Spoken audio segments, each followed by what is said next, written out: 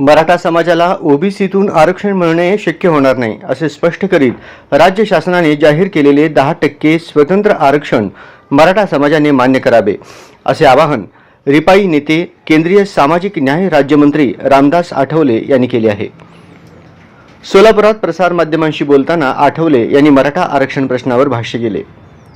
जर मराठा समाजाला ओबीसी आरक्षण देण्याचा विषय केंद्र शासनाचा आहे, जर या समाजाला ओबीसी आरक्षण दिले तर उद्या अन्य क्षेत्रीय समाजांपैकी जाट, राजपूत आदी जातींनाही ओबीसी आरक्षण द्यावे लागणार आहे। न्यायालयामध्येही मराठा ओबीसी आरक्षण टिकणार नाही असे मत व्यक्त करीत मनोज जरांगे पाटील यांनीही आपला हट्ट सोडावा असे आवाहन आठवले यांनी केले। मराठा समाज जोडलेला आहे, मराठा समाज उद्योगपती आहे, मराठा समाज राजकारणात आहे, विरोधक आहे, कुठली कुटुंब गरीब आहे, त्यांचं उत्पादन 8 लाखाच्या आतमध्ये आहे, त्यांना आरक्षण मिळालंच पाहिजे ही आग्रह मागणी आपण केलेली आणि नंतर आता मनोज जरांगे पाटील यांच्या माध्यमातून आंदोलनाला गती घेतला। त्यांच्या अगोदर कुठलाही नेता नसतानाही सर्व मराठा समाजाने एका एका जिल्ह्यामध्ये 5-5, 10 लाखांनी मुक्ती काढलेली आहे।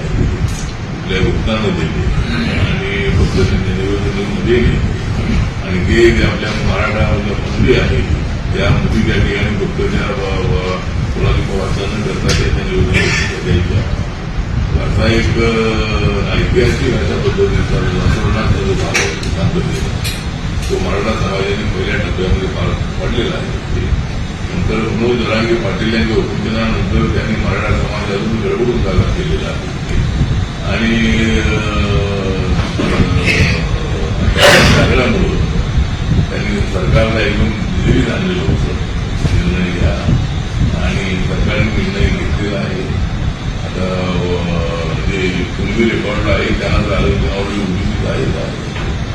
सरकार सातत्यानं म्हणत होतं की आम्ही ओबीसी आरक्षणाला धक्का न लावता मराठा समाजाला स्वतंत्रपणे आरक्षण देणार आहोत। मी भूमिका ही मांडली होती की मराठा समाजाला आरक्षण द्यायचं असेल तर तामिळनाडूमध्ये 69% आरक्षण आहे, त्यामध्ये ओबीसीच्या 2 कॅटेगरी आहेत, 31% आहे, 24% आहे, 18% आरक्षण एससीला आहे आणि 1% ट्रायबलला आहे। त्याच धर्तीवरही आपल्याला इथं 2 कॅटेगरी करण्याच्या संबंधाने विचार करता येईल। त्याप्रमाणे आता मराठा समाजाला स्वतंत्रपणे 10% आरक्षण देण्याचा निर्णय झालेला असल्यामुळे आणि जरांगे पाटील यांना निवेदन आपलं आहे।